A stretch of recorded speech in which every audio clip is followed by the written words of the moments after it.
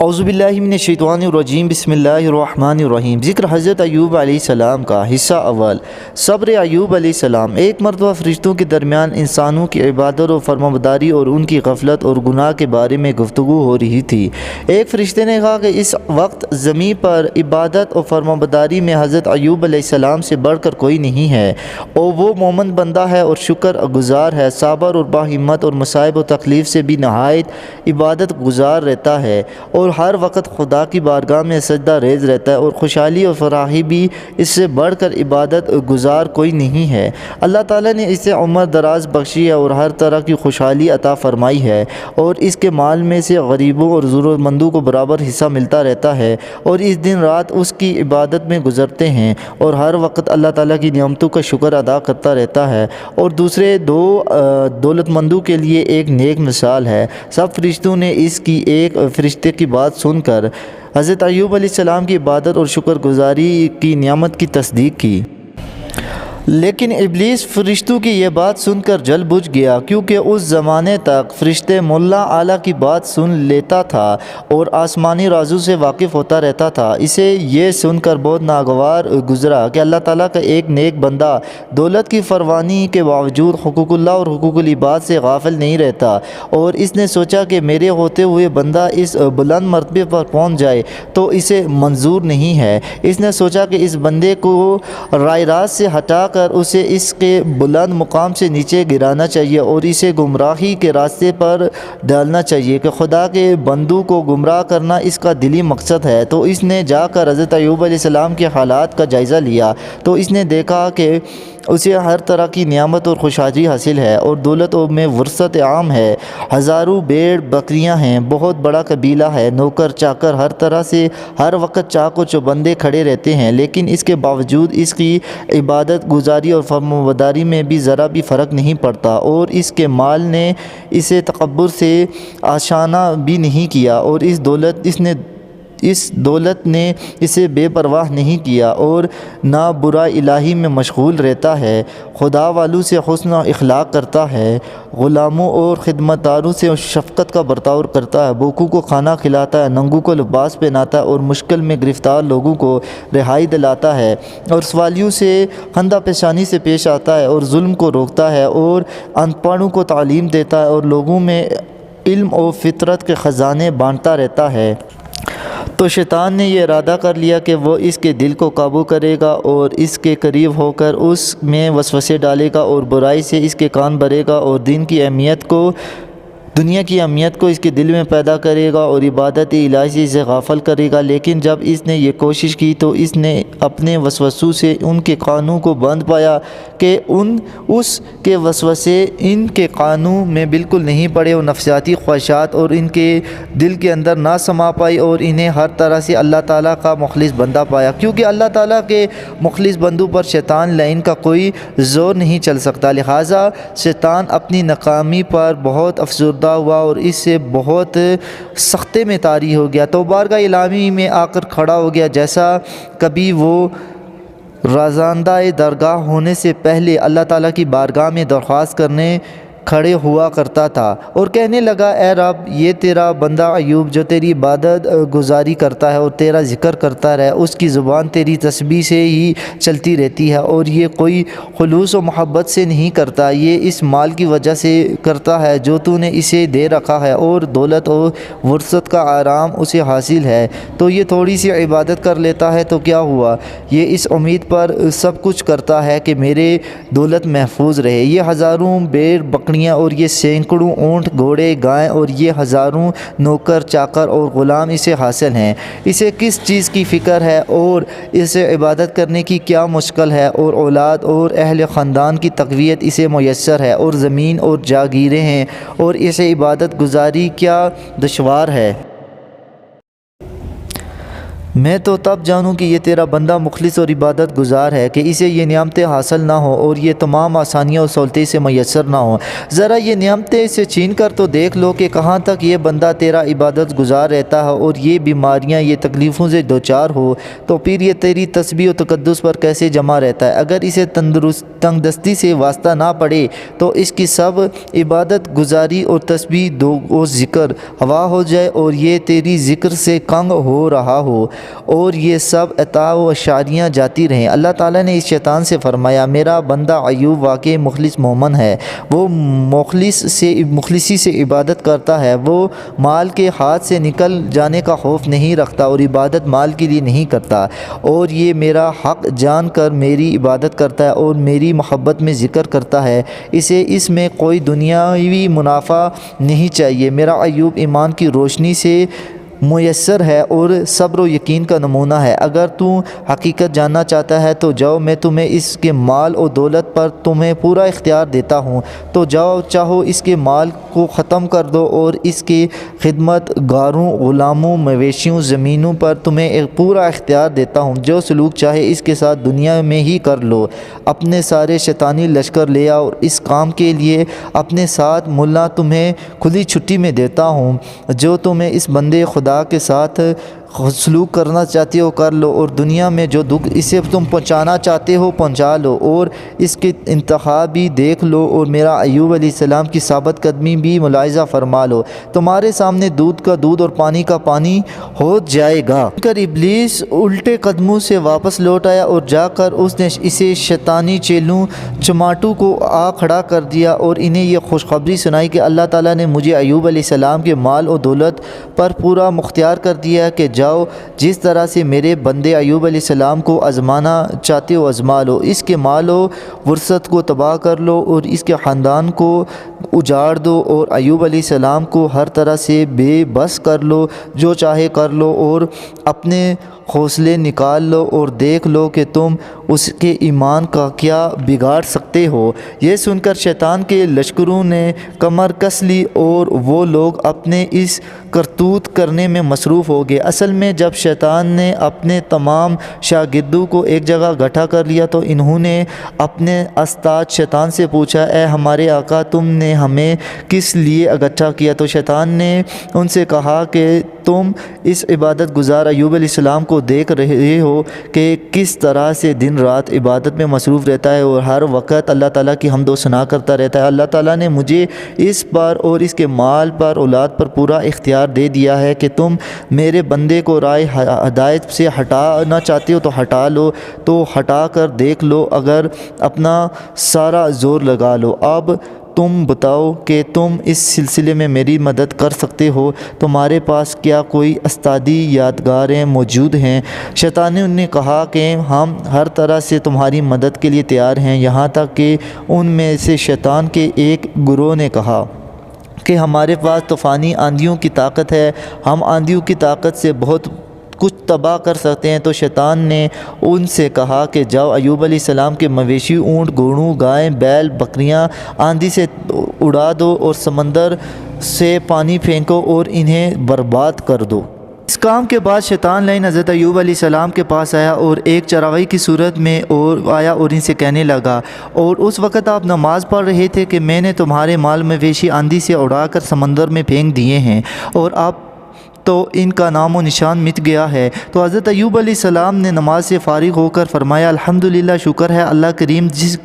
جس نے یہ سب کچھ مجھے عطا فرمایا اور بغیر مجھے کچھ تکلیف دیے مجھ سے واپس لے لیا۔ جاؤ، تمہارا اس کام میں کیا اجارہ ہے؟ اور پھر بغیر مجھے کچھ تکلیف دیے مجھ سے واپس لے لیا، جاؤ، تمہارا اس کام میں کیا خیال ہے؟ اور آپ دوبارہ نماز میں مصروف ہو گئے۔ یہ سن کر شیطان دفع ہو گیا، یہاں تک کہ شیطان نے حضرت ایوب علیہ السلام کا سب کچھ تباہ کر دیا، اور جب انہیں نقصان پہنچا کر شیطان واپس آ کر حضرت ایوب علیہ السلام کو اطلاع دیتا تو آپ یہی فرماتے، الحمدللہ، اسی کی حمد اور ثنا ہے اور اس کی قدرت پر راضی ہوں اور اس کی آزمائش پر صبر لازم ہے۔ اور آخر میں شیطان نے ایک اور گروہ سے پوچھا کہ تمہارے پاس کیا طاقت ہے؟ تو انہوں نے کہا کہ ہم اگر داڑیں تو ہر چیز زلزلے میں مبتلا ہو جاتی ہے اور پلک جھپکتے ہوئے سب تباہ ہو جاتا ہے۔ تو شیطان نے کہا جاؤ حضرت ایوب علیہ السلام کے تمام گھر کو اہل و عیال سمیت تباہ کر دو، اور انہوں نے آپ کے اہل و عیال اور بال بچوں کا محلات سمیت زلزلے میں تباہ کر دیا۔ اور پھر اللہ تعالیٰ کا دشمن حضرت ایوب علیہ السلام کے پاس آیا اور آپ اس وقت عبادت میں مصروف تھے اور کہنے لگے ایوب علیہ السلام تمہارے مکانات بال بچوں سمیت ملیا میٹ ہو گئے ہیں۔ ایک روایت میں ہے کہ حضرت ایوب علیہ السلام کے 10 بیٹے ایک مسجد میں اپنے استاد سے تعلیم حاصل کر رہے تھے کہ شیطان نے مسجد ہی ان کے اوپر گرا دی کہ وہ 10 استاد سمیت تباہ ہو گئے اور ادھر سے شہید ہو گئے۔ اور جب شیطان نے آپ کو یہ غمناک خبر سنائی تو آپ نماز میں مصروف رہے، اس کی بات کا کوئی جواب نہیں دیا، اور جب آپ عبادت سے فارغ ہوئے تو آپ نے حسب معمول فرمایا الحمدللہ۔ یہ سن کر شیطان اور وہاں سے بھاگ کھڑا ہوا۔ آپ نے فرمایا جس کا مال تھا اس نے لے لیا، اللہ کے دشمن تو یہاں سے دفع ہو جا، تجھے کس بات کی فکر پڑی ہے؟ روایت میں لکھا ہے کہ جب آپ کا سب کچھ برباد ہو گیا تو آپ ایک کوٹری میں چلے گئے اور اپنے کپڑے اتار لیے اور بارگاہ الہی میں عرض کرنے لگے اے رب کریم، میں اسی طرح سے دنیا میں آیا تھا، میرے پاس کیا تھا؟ یہ سب کچھ تیرا ہی دیا ہوا تھا، اگر تو نے واپس لے لیا تو فکر کس بات کی؟ اور ایک روایت میں ہے کہ حضرت ایوب علیہ السلام نے اپنی اولاد کی تباہی پر بڑے افسردہ ہوئے اور فرمایا کاش میری ماں مجھے نہ جانتی اور میں اس دنیا میں نہ آیا ہوتا۔ تو شیطان یہ سن کر بہت خوش ہوا اور آسمان کی طرف گیا اور اللہ کریم سے کہنے لگا تیرے بندے نے تجھ سے مطالبہ آخر کر ہی لیا ہے۔ لیکن اتنے میں حضرت ایوب علیہ السلام نے اپنی لغزش کی معافی مانگ لی اور بارگاہ الہی اور رب العزت میں توبہ کر لی تھی، اور یہ توبہ آپ کی منظور ہو گئی تھی کیونکہ حضرت ایوب علیہ السلام اپنی اس غلطی پر نادم ہو گئے اور آپ نے توبہ سے اس کی تلافی کر لی تھی، اور آپ کی یہ توبہ شیطان کے پہنچنے سے پہلے آسمان پر پہنچ گئی تھی۔ لہٰذا اللہ تعالیٰ نے ابلیس سے فرمایا لعین میرے بندے نے تو کب کی توبہ کر لی اور تیرے یہاں پہنچنے سے پہلے ان کی توبہ قبول ہو گئی، آپ تو کیا لینے آیا ہے؟ جا میری نظروں سے دور ہو جا۔ اور شیطان یہ سن کر اپنا سامنا لے کر وہاں سے دفع ہو گیا۔ ایک روایت میں ہے کہ ان تمام مصیبتوں پر ثابت قدمی کے بعد حضرت ایوب علیہ السلام کے بارے میں اللہ تعالیٰ نے شیطان سے فرمایا کہ اب بتا تو نے ایوب علیہ السلام کا کیا بگاڑ لیا؟ تو دشمن دین کہنے لگا کہ ایوب علیہ السلام کو معلوم ہے کہ مجھے یہ سب کچھ مل جائے گا جو ہاتھ سے نکل گیا ہے، تو اب وہ آپ سے بار بار اس چیز کی آرزو کر رہے ہیں۔ ان کا نفس جو سلامت ہے اگر اس کی روح کو تکلیف پہنچے گی تو میں دیکھ لوں گا کہ وہ کیسے صبر کرے گا، تو تم اس کے جسم پر مجھے دستر اندیزی دے دو کہ میں روح کی تکلیف پہنچاؤں اور اس کو تکلیف دوں، اور ایوب علیہ السلام کیسا صبر کرتا ہے۔ تو اللہ تعالیٰ نے فرمایا جاؤ میں نے ایوب علیہ السلام کے جسم پر بھی تمہیں پورا اختیار دے دیا ہے، اس کے ساتھ جو سلوک کرنا چاہو کر لو، لیکن تجھے اس کی روح پر کوئی اختیار نہیں دوں گا، یعنی ان کے زبان، کانوں، آنکھوں اور دل پر تیرا کوئی تسلط نہیں ہوگا۔ ان کی زبان پر ذکر الہی سے تر رہے گی اور ان کا دل شکر گزاری کرے گا، اور ان کی آنکھ خدا کے قدرتوں کا ملاحظہ کرتی رہے گی، اور ان کے کان وہی الہی سنتے رہیں گے۔ اور اس اختیار کے ملنے کے ساتھ ہی شیطان لعین حضرت ایوب علیہ السلام کے پاس آیا اور آپ کے انگوٹھے پر کچھ پھونکا تو آپ کا بندہ دکھنے لگا اور آپ سخت قرب اذیت میں مبتلا ہو گئے۔ اور یہ کام کر کے ابلیس ان کے بھائی بندو کے پاس آ کر کہنے لگا کہ دیکھو ایوب کو کیا ہو گیا ہے، تم اس کا کوئی دوا نکالو۔ تو حضرت ایوب علیہ السلام کی بیوی رحمت ان کے کھانے کے لیے کچھ تلاش کرنے گئی اور ابلیس نے ہی ان کا خیر خواہ بن کر انہیں مشورہ دیا کہ انہیں تھوڑی سی شراب پلاؤ، دو دیکھو اچھے ہو جائیں گے، بس یہ شراب ہی ان کا علاج ہے۔ اور جب آپ کے بھائی بندہ شراب لے کر ان کے قریب پہنچے تو وہ لوگ آپ کے زخموں کی بدبو کی وجہ سے ان کی زیادہ نزدیک نہیں جا سکے، اور وہ لوگ اپنے ناک بند کر کے آپ کے قریب گئے اور انہیں سلام کہا، اور آپ نے ان کے سلام کا جواب دیا تو آپ کے پاس بیٹھ گئے اور کہنے لگے، ایوب علیہ السلام، یہ تم کس وجہ سے اس مصیبت میں گرفتار ہو؟ تو ہمارے اندر ایک برگزیدہ شخص تھا، اور اللہ تعالیٰ اپنے نیک اور برگزیدہ بندوں پر ظلم نہیں کرتا، اور وہ بلا وجہ کسی کو عذاب نہیں دیتا۔ لگتا ہے کہ تم نے خنیفہ طور پر کوئی گناہ کیا ہے جو لوگوں کو معلوم نہیں ہے، اور اللہ تعالیٰ نے اس کی یہ سزا تمہیں دے دی ہے۔ حضرت ایوب علیہ السلام نے ان سے فرمایا، اللہ تعالیٰ ہی سب کے اندرونی حالات جانتا ہے، اور اللہ تعالیٰ کو معلوم ہے مجھے بھوکوں کو کھانا کھلاتا تھا اور پھر آپ کھانا کھاتے تھے، پہلے بے لباس لوگوں کو لباس پہناتا تھا، پھر خود پہنتا تھا، اور بیمار خالق کی بیماری پوچھتا تھا، میں لوگوں کے جنازوں میں شریک ہوتا تھا، اور مہمانوں کی مہمان نوازی کرتا تھا، اور مسافروں کو ٹھکانہ دیتا تھا، اور میں نیکی کا سب کام کرتا تھا۔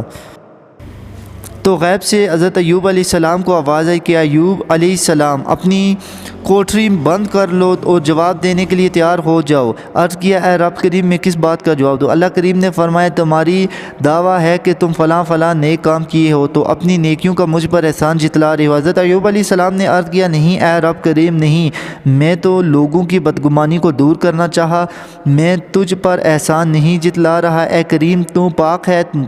بلکہ یہ سب تیرا مجھ پر احسان ہے۔ تو اللہ کریم نے ان کا عذر معذرت قبول فرما لی۔ پھر حضرت ایوب علیہ السلام کے بھائیوں نے ان سے کہا